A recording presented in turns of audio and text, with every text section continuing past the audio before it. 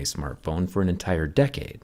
So since Apple has over 1 billion active iPhones on the planet right now, if they really wanted to help the environment, they'd make their phones easier to repair.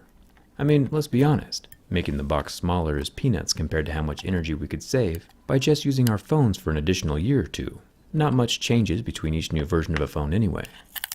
Of course, every step towards helping the environment is a good step, but I would like to see Apple facilitating repairs instead of just locking every component to the motherboard and having people buy new phones.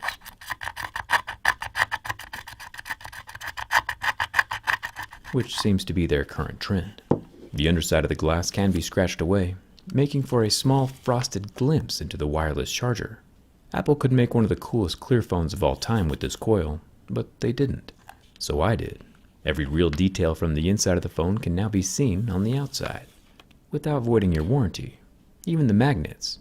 We can see the magnets, the charging coil, and even the water damage indicator sticker here on the SIM card tray.